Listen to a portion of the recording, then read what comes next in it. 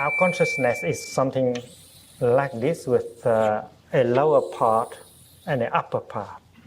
The lower part we call store, and the upper part is called mind consciousness.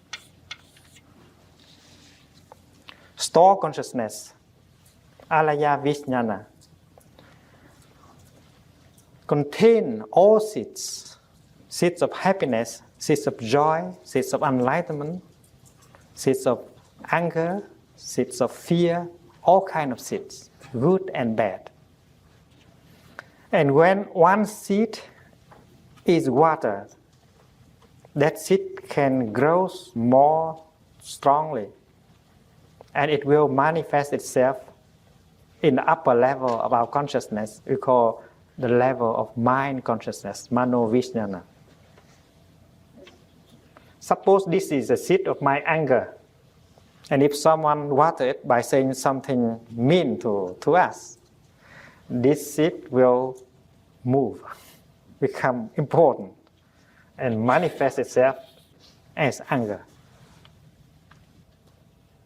And it's not pleasant to have the seed of anger manifested in ourselves like that. And because every day we water the seeds of unhappiness of each other, that is why these seeds grow very strong, and they suppress the seeds of happiness within us. The seeds of joy, the seed of peace, the seed of smiling, and so on.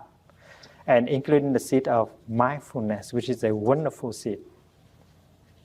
Now the practice is to refrain from watering the seeds of unhappiness and concentrate on watering the seeds of happiness, the seeds of joy, the seeds of peace, the seeds of mindfulness. This seed of mindfulness, which is buried under many layers of afflictions, now begin to be watered by our practice of walking in, out, fresh, flower fresh, eating mindfully, smiling at a piece of string bean. These are all practice of watering the seed of mindfulness. So the seed of mindfulness will spring up. First like that, but if you practice for 2 days or 3 days, it becomes bigger, and it becomes bigger on the level of the mind consciousness. So for a person who is so unhappy, who lives like a dead man, the seed of mindfulness is still in him.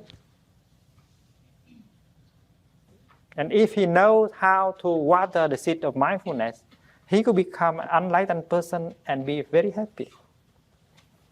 I remember in the Gospel, Jesus said that the kingdom of God is a grain of mustard.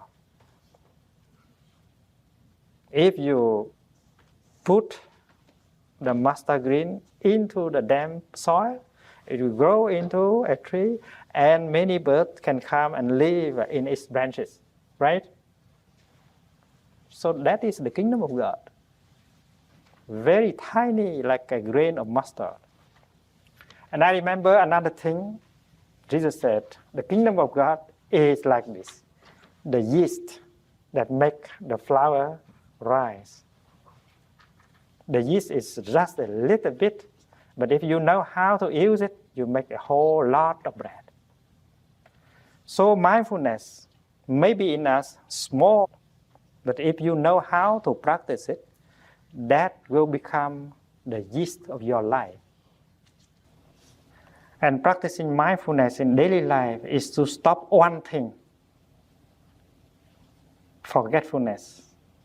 And when you stop forgetfulness, many good things will come up. And that is why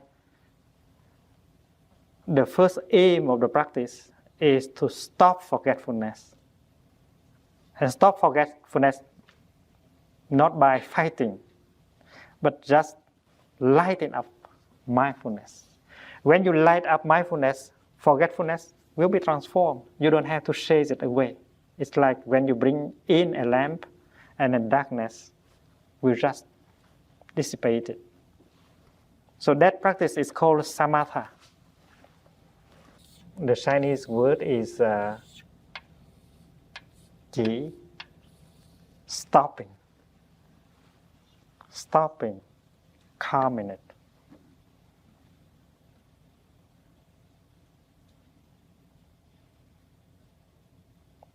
There are many things that go wrong in the world and in our own consciousness, in the collective consciousness.